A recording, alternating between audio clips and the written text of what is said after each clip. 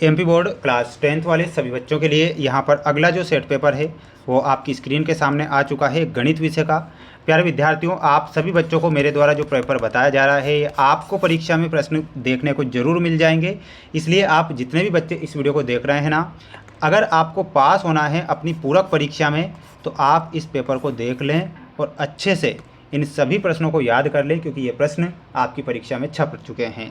Channel पर जितने बच्चे हमारे साथ नए जुड़े हुए हैं, माय डियर फ्रेंड्स, चैनल को सब्सक्राइब कर लेना है, आपको नहीं भूलना है।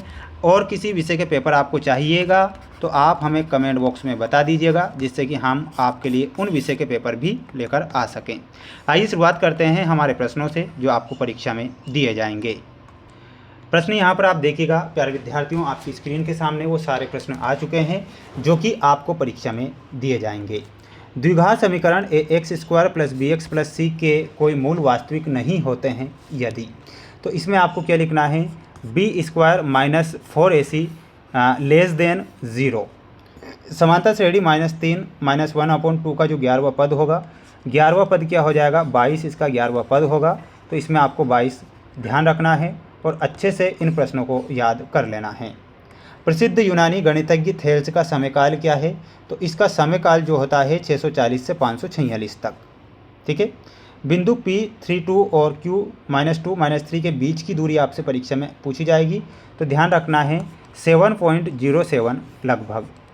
द्विघात समीकरण ax² + bx + c का आलेख का प्रकार होता है, तो आलेख का जो प्रकार होगा वो किस प्रकार का होगा, वो होगा समांतर रेखा। तो इसमें आपको समांतर रेखा बताकर आना रहेगा। सभी स्टूडेंट्स चैनल को सब्सक्राइब जरूर कर लीजिएगा, आपके लिए जो प्रयास मेहनत हम लगातार कर रहे हैं जिससे कि आप पास परीक्षा में हो सकें। रैखिक समीकरण युग्म a1x + b1y + c1 = 0 एवं a2x + b2y + c2 = 0 आश्रित एवं संगत होता है जब, तो ये कब संगत होगा, a1/a2 = b1/b2 = c1/c2। ठीक है, ये याद रखना है। ये आपके रिक्त स्थान वाले प्रश्न आएंगे, आपकी स्क्रीन के सामने हैं। समांतर श्रेणी 7, 13, 19, 205 पदों में पदों की जो संख्या होती है वो कितनी होती है, इसमें आपको याद रखना है 34। सभी त्रिभुज समरूप होते हैं, तो इसमें आपको ध्यान रखना है सभी समबाहु त्रिभुज समरूप होते हैं। ठीक है। त्रिज्या r वाले वृत्त के एक त्रिज्यखंड जिसका कोण अंशों में थीटा है के संगत चाप की लंबाई होती है, तो संगत चाप की जो लंबाई होगी वो क्या हो जाएगी, ध्यान रखना है θ/360 × 2πr। करनी 3 एक संख्या है, तो इसमें आपको क्या लिखना है, अपरिमेय। अपरिमेय चर x के बहुपद px में x की उच्चतम घात कहलाती है, तो वो बहुपद की घात कहलाती है। तो यहाँ पर आपको क्या लिखना है, बहुपद की घात कहलाती है। द्विघाती समीकरण ax² + bx + c = 0 को हल करने हेतु द्विघाती सूत्र लिखिए। तो द्विघाती सूत्र मैं ऊपर लिख रहा हूँ, ध्यान से देख लीजिए। -b ± √b² - 4ac / 2a, ये आपको यहाँ पर लिखना रहेगा। सभी बच्चे चैनल को सब्सक्राइब करना ना भूलें और इन प्रश्नों को पढ़ लें, याद कर लें, जिससे कि आप पास हो सकें।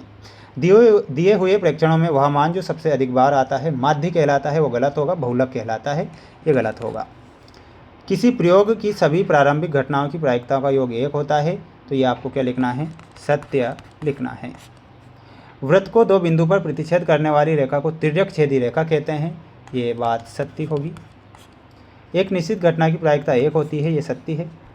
अर्धगोले के आयतन का सूत्र 1/3 πr³ है, जबकि r गोले की त्रिज्या है, ये गलत होगा। त्रिकोणमितीय अनुपातों की सहायता से किसी वस्तु की ऊंचाई या लंबाई या दो सुदूर वस्तुओं के बीच की दूरी ज्ञात की जा सकती है, ये गलत हो जाएगा। ठीक है, स्क्रीनशॉट आप ले लें। सभी स्टूडेंट्स चैनल पर नए हैं, चैनल को सब्सक्राइब करना नहीं भूलना है और आपको पढ़ाई पर फोकस जरूर करना है, क्योंकि प्रश्न परीक्षाओं में बनते हैं। tan 30 डिग्री का मान क्या होता है, तो tan 30 डिग्री का जो मान होता है 1/√3। त्रिज्यखंड का क्षेत्रफल क्या होगा, तो इसमें आपको मिलाना रहेगा ऑप्शन नंबर ए से। अर्धगोले का आयतन क्या हो जाएगा, माय डियर फ्रेंड्स, इसमें आपको मिलाना रहेगा 2/3 πr³ से। sin square 25 degree + cos square 25 degree का मान क्या हो जाएगा, तो इसमें आपको मान बताना है 1। tan थीटा का मान क्या होता है, तो tan थीटा का जो मान हो जाएगा साइन थीटा बटे कोस थीटा। तो ये आपकी जोड़ी यहाँ कंप्लीट हुई।